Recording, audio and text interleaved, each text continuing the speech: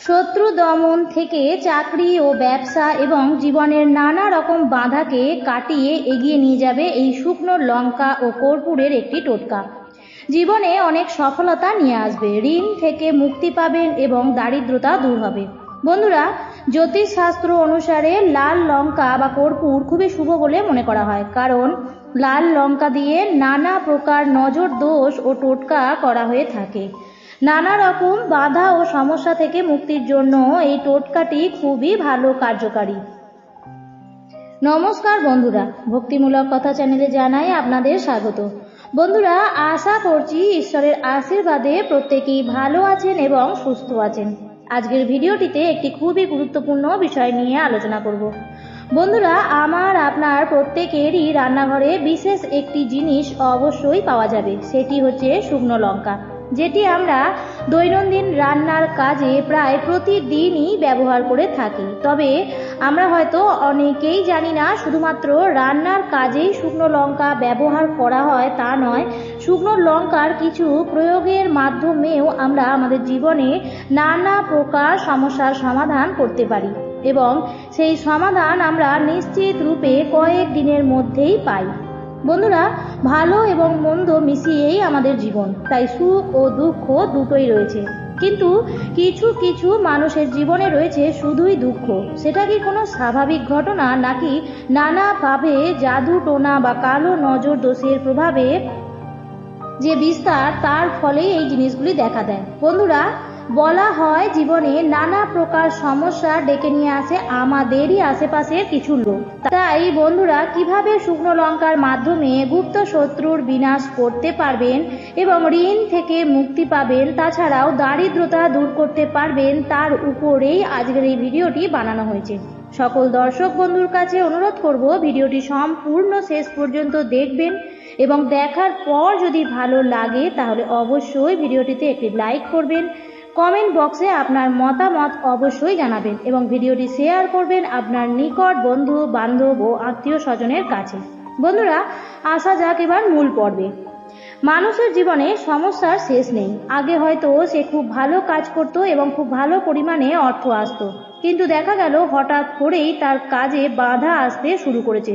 হয়তোবা ব্যবসায় আগে যে পরিমাণে লাভ হতো এখন আর সেই পরিমাণে লাভ হচ্ছে না, বা কোনো ব্যক্তির খারাপ নজর লেগে গেছে তার কাজের ওপর বা তার স্বাস্থ্যের ওপর। অনেক সময় দেখবেন যে ব্যক্তি এমন কাজ করে তার ইনকাম অবশ্যই হবে, কিন্তু মানুষের খারাপ নজর হয়তো তাকে শারীরিক দিক থেকে অসুস্থ করে দেবে।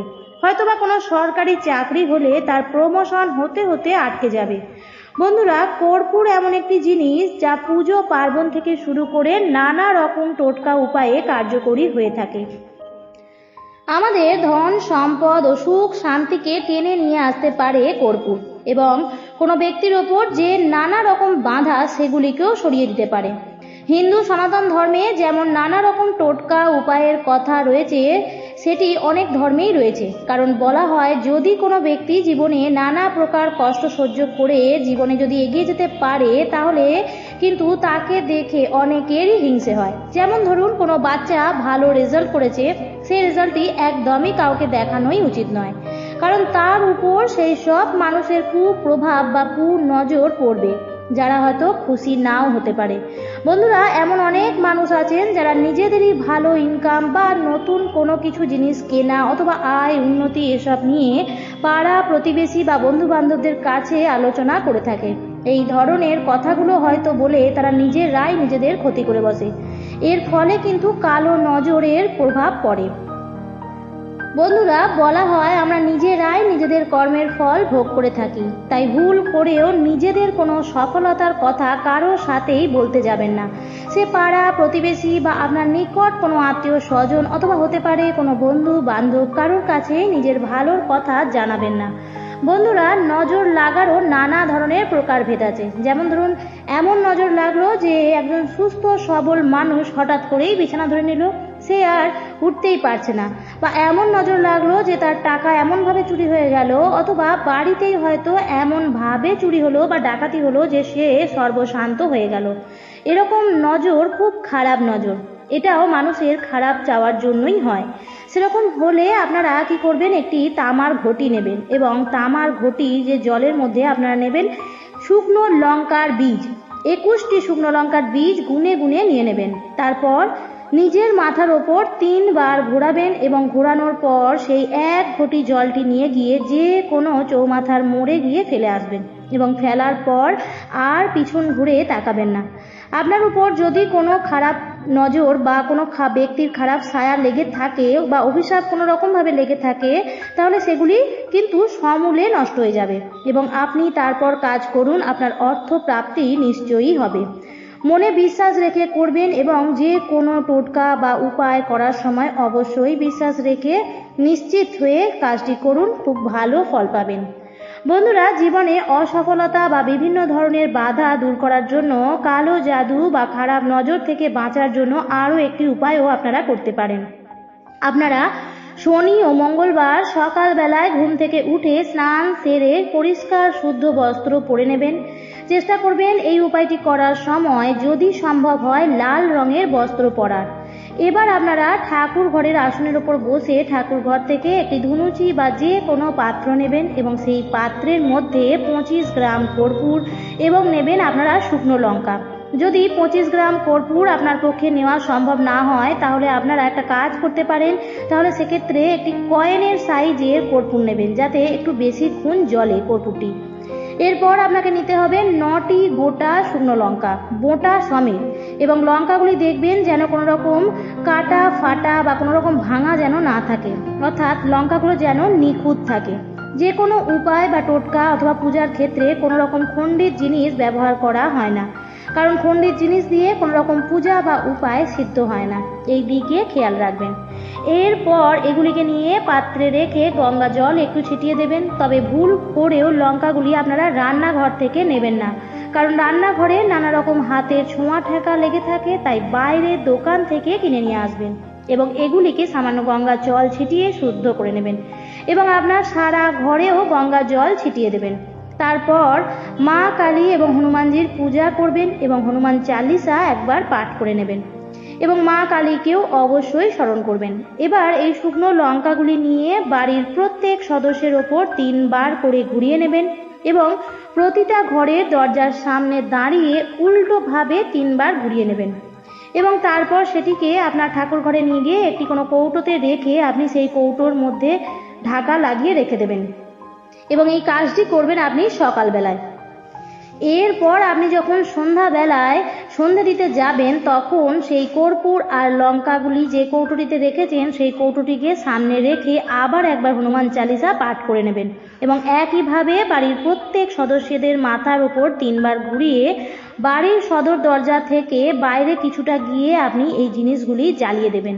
তবে এই জিনিসগুলি জ্বালানোর সময় আপনারা খেয়াল রাখবেন কোনো মোটা পিচবোর্ড টাইপের কোনো কাগজ নিতে পারেন যার মধ্যে কর্পূর ও লঙ্কাটা যেন পুড়ে ভালোভাবে ছাই হয়ে যায়। সম্পূর্ণভাবে জ্বলে গেলে আপনারা ঘরে চলে আসবেন এবং পেছন ফিরে আর তাকাবেন না। আর ঘরে ঢোকার সময় অবশ্যই আপনারা হাত পা পারলে ধুয়ে নেবেন এবং যে জামা কাপড় পরে এই কাজটি করবেন পারলে সেই জামা কাপড়টিও ছেড়ে নেবেন।